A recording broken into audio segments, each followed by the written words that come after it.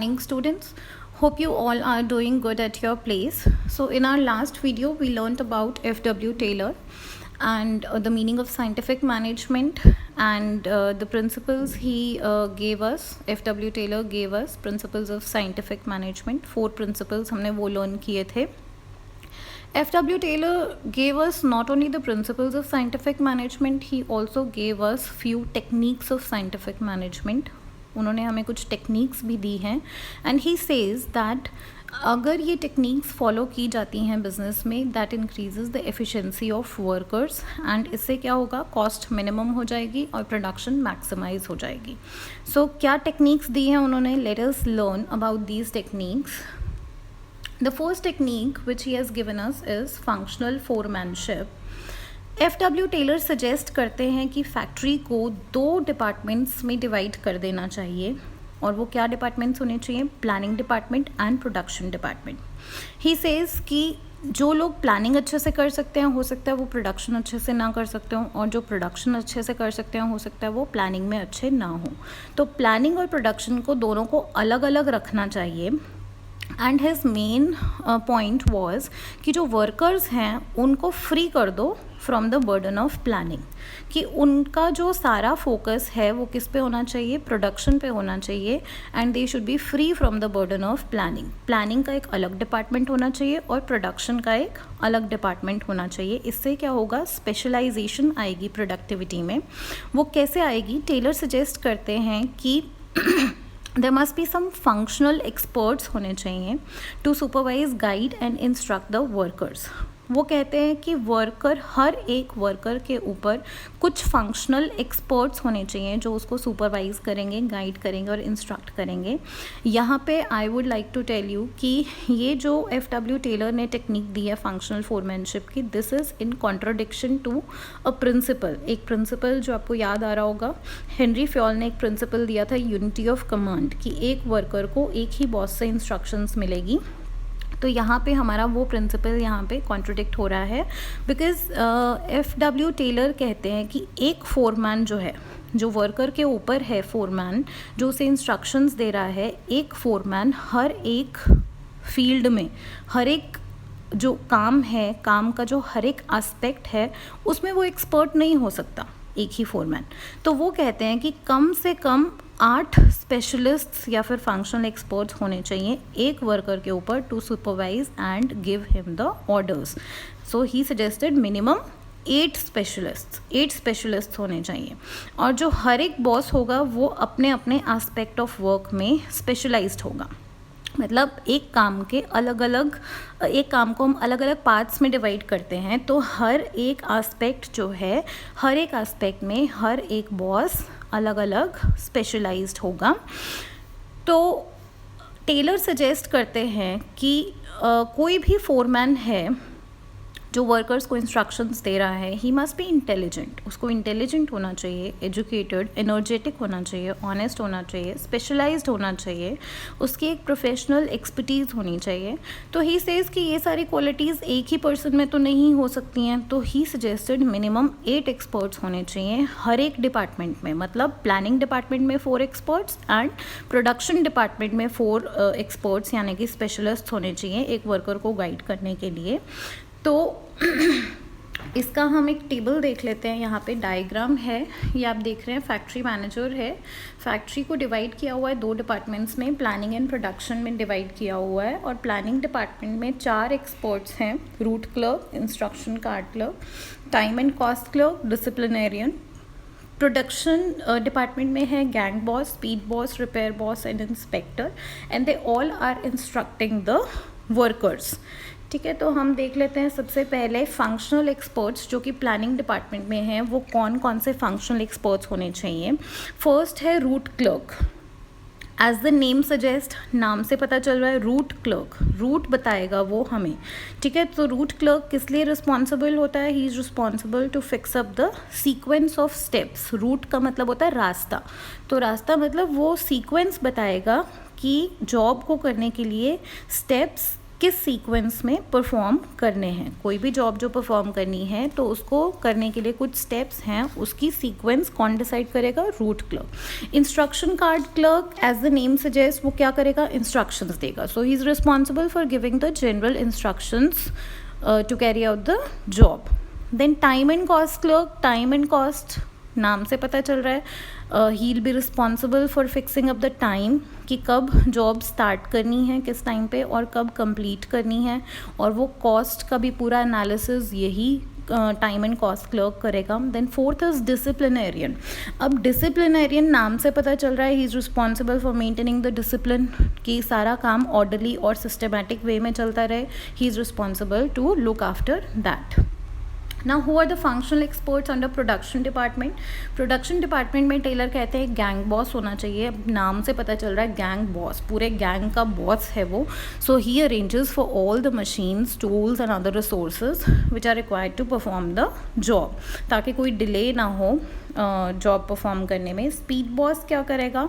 देखो स्पीड नाम से पता चल रहा है कि ही विल अश्योर कि स्पीड से काम चलता रहे and there is timely completion of the job. Repair boss नाम से पता चल रहा है कि he has to look after the repairs, तो ही हैज़ टू इंश्योर कि मशीन्स, टूल्स सब कुछ वर्किंग कंडीशन में होना चाहिए। किसी भी चीज़ में रिपेयर की ज़रूरत है तो he will have to look after that. And inspector, inspector क्या करता है? हमें पता है इंस्पेक्टर चेक करता है ना। तो what inspector will do? He will check the quality of the output कि जो भी आउटपुट बन रही है, जो प्रोडक्ट्स आ रहे हैं वो क्या उस क्वालिटी के हैं जो डिसाइड की गई है। So basically FW Taylor has suggested कि 4 स्पेशलिस्ट होने चाहिए in the planning department and 4 specialist होने चाहिए in the production department to guide and supervise the workers. इससे क्या होगा? वर्कर्स की एफिशिएंसी में इम्प्रूवमेंट आएगी एंड काम में, प्रोडक्टिविटी में स्पेशलाइजेशन आएगी। Now the second one is standardisation and simplification of work. 2 चीज़ें हैं इसमें। स्टैंडर्डाइजेशन नाम से पता चल रहा है कि स्टैंडर्ड्स फिक्स करने हैं एंड सिंप्लीफिकेशन नाम से पता चल रहा है कि सिंप्लीफाई करना है काम को। तो पहले हम स्टैंडर्डाइजेशन के बारे में पढ़ लेते हैं। स्टैंडर्डाइजेशन क्या कहता है? FW Taylor सेज कि स्टैंडर्ड्स फिक्स होने चाहिए हर एक चीज़ के लिए, और सिर्फ क्वालिटी स्टैंडर्ड्स नहीं फिक्स करने हैं, जो बिज़नेस ऑपरेशन है उसके हर एक स्टेप से रिलेटेड स्टैंडर्ड्स फिक्स करने हैं। देखो ऑपरेशन, बिज़नेस ऑपरेशंस क्या होते हैं? They begin right from the procurement of raw material खरीदना, then conversion and processing of the raw material into semi finished goods, then finished goods, then sale of the finished goods, and then उसके बाद वो bills receivable में convert हो जाते हैं, then bills receivable gets converted into cash. तो ये पूरा हमारा ऑपरेटिंग साइकिल है। तो इस ऑपरेटिंग साइकिल में जो हर एक स्टेप है उसमें हर एक स्टेप के स्टैंडर्ड्स फिक्स करो। That is what FW Taylor says. सिर्फ क्वालिटी के स्टैंडर्ड्स नहीं फिक्स करने हैं, हर एक चीज़ के स्टैंडर्ड फिक्स करने हैं। जैसे कि टूल्स सिलेक्ट करने हैं, जो इक्विपमेंट सिलेक्ट करने हैं, जो मशीनरी सिलेक्ट करनी है, सबके स्टैंडर्ड्स फिक्स होने चाहिए। ठीक है, तो स्टैंडर्ड्स और किस चीज़ से रिलेटेड होने चाहिए? एक तो जो प्रोडक्ट आप बना रहे हो उसका साइज़ क्या होगा, उसका वेट क्या होगा, what type of products we are going to manufacture. जैसे वाटर बॉटल्स अगर मैन्युफैक्चर कर रहे हैं तो 500 ml की अगर हम बॉटल प्रोड्यूस कर रहे हैं तो उसका साइज़ क्या रखना है, उसके कलर्स क्या रखने हैं, टाइप्स, देन रॉ मटेरियल कैसा लेना है। हर एक चीज़ के लिए स्टैंडर्ड्स फिक्स होने चाहिए। And what FW Taylor says is कि ये जो स्टैंडर्ड्स फिक्स होने चाहिए ये according to the wishes of manager या फिर according to the experience, hit and trial method से फिक्स नहीं होने चाहिए, ये साइंटिफिक मेथड से फिक्स होने चाहिए। अब साइंटिफिक मेथड मतलब कुछ टेक्निक्स अपनानी पड़ेंगी, जैसे कि एक वर्क स्टडी टेक्निक होती है जो कि हम आगे पढ़ेंगे, 3rd वन।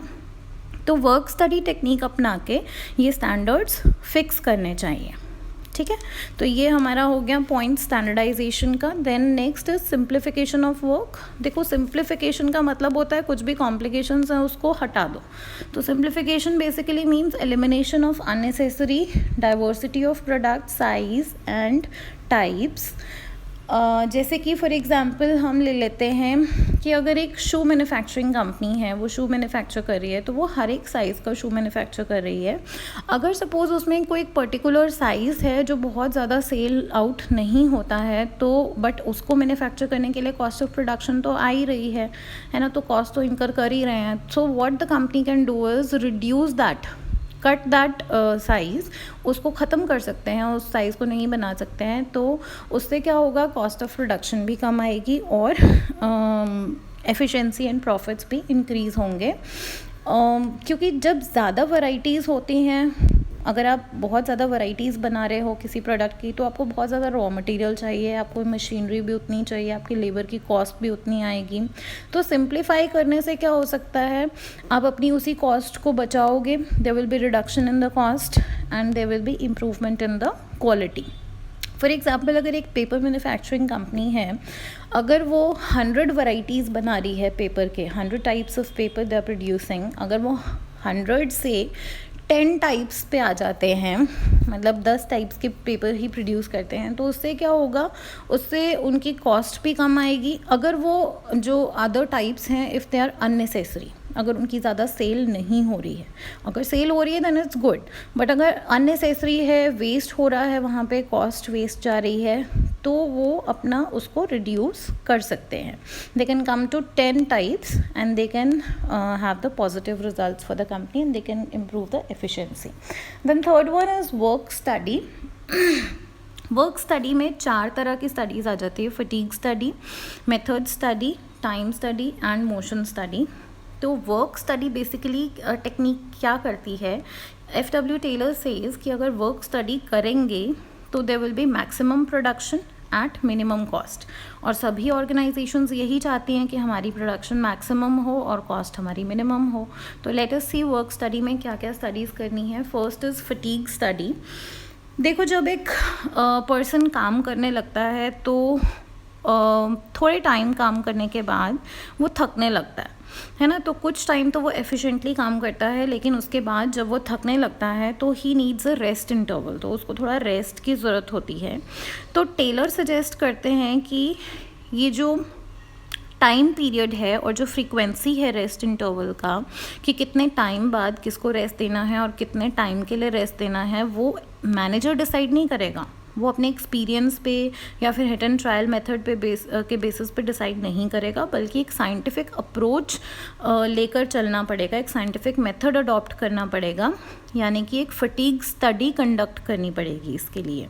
सो बेसिकली इस टेक्निक का क्या पर्पज़ है, to find out first the frequency of rest intervals, second the duration of rest intervals and third the number of rest intervals। मतलब इस स्टडी से हमने क्या क्या डिसाइड करना है, एक तो ये कि कितनी बार उनको वर्कर्स को रेस्ट इंटरवल देना है, यानी कि नंबर ऑफ रेस्ट इंटरवल, कितने टाइम का रेस्ट इंटरवल देना है, यानी कि ड्यूरेशन ऑफ रेस्ट इंटरवल, और कितनी देर बाद उनको रेस्ट इंटरवल्स देना है, तो that decides the frequency of rest interval.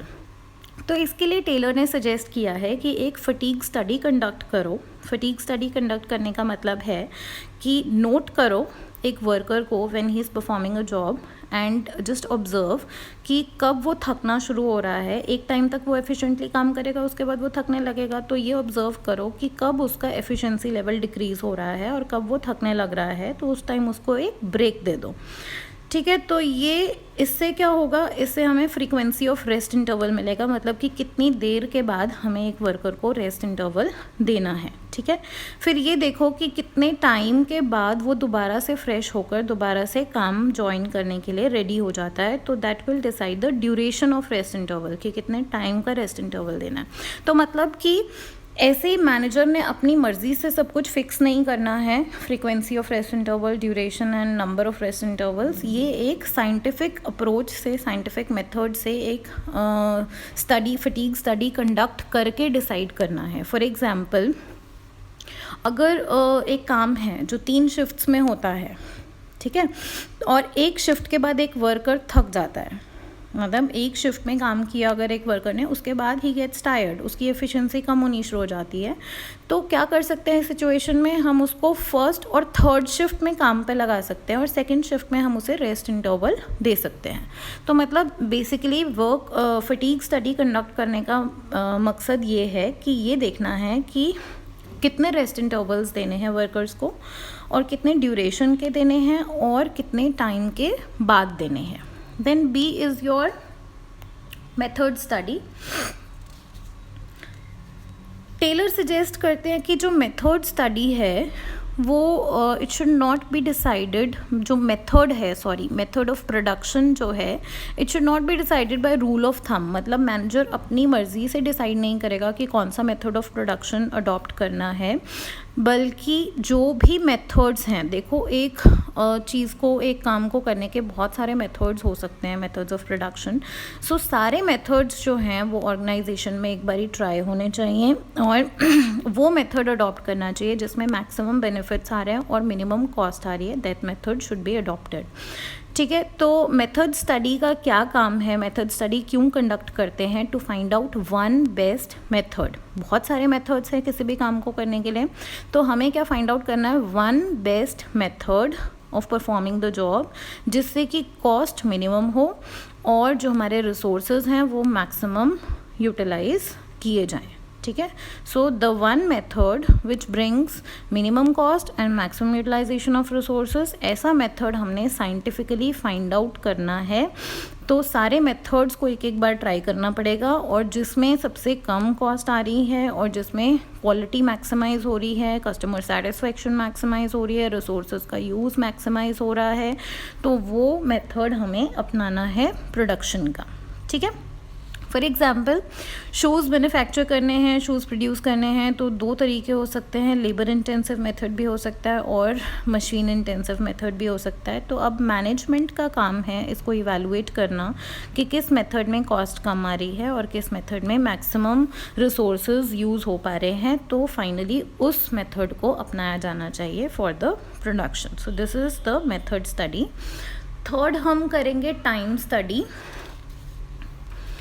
अब देखो ये हमने पहले भी प्रिंसिपल्स में भी सीखा था कि there should be a standard time to perform the job. कोई भी जॉब है उसके लिए एक स्टैंडर्ड टाइम फिक्स होना चाहिए और ये जो स्टैंडर्ड टाइम फिक्स करना है वो मैनेजर अपनी इंट्यूशन के बेसिस पे या फिर अपनी विशेस के बेसिस पे या अपने पास्ट एक्सपीरियंसेस के बेसिस पे फिक्स नहीं करेगा, बल्कि एक टाइम स्टडी कंडक्ट करनी चाहिए to determine the standard time scientifically. Time study conduct करके हम साइंटिफिकली स्टैंडर्ड टाइम फिक्स कर सकते हैं। तो बेसिकली टाइम स्टडी क्यों कंडक्ट करते हैं, कुछ चीज़ें जानने के लिए कंडक्ट करते हैं टाइम स्टडी। फर्स्ट, सबसे पहले हम क्या जानना चाहते हैं, standard time required to perform a job, कि एक जॉब को करने के लिए क्या स्टैंडर्ड टाइम चाहिए। फॉर एग्ज़ाम्पल हम लेते हैं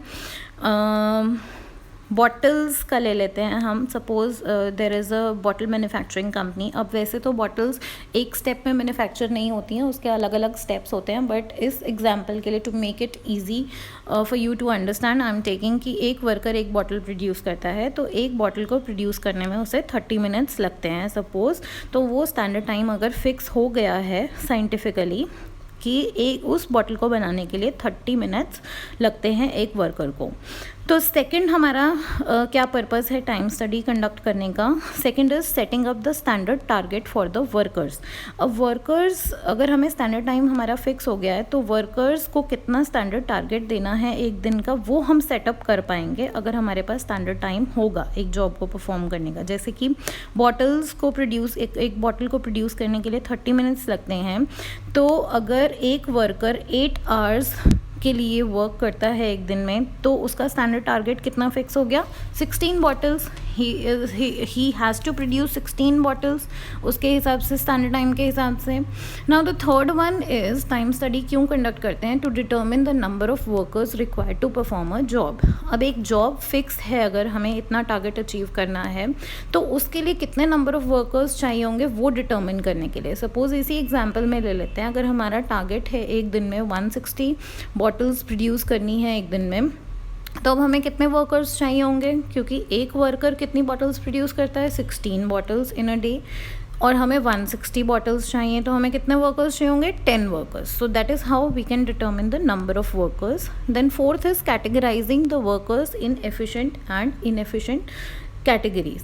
मतलब वर्कर्स को आप दो कैटेगरीज में डिवाइड कर सकते हो, जो स्टैंडर्ड टाइम पे अपना टारगेट अचीव कर पा रहे हैं स्टैंडर्ड टाइम से भी पहले, बल्कि वो एफिशिएंट वर्कर्स हैं, और जो स्टैंडर्ड टाइम पे भी अचीव नहीं कर पा रहे हैं, दे आर इनएफिशिएंट वर्कर्स.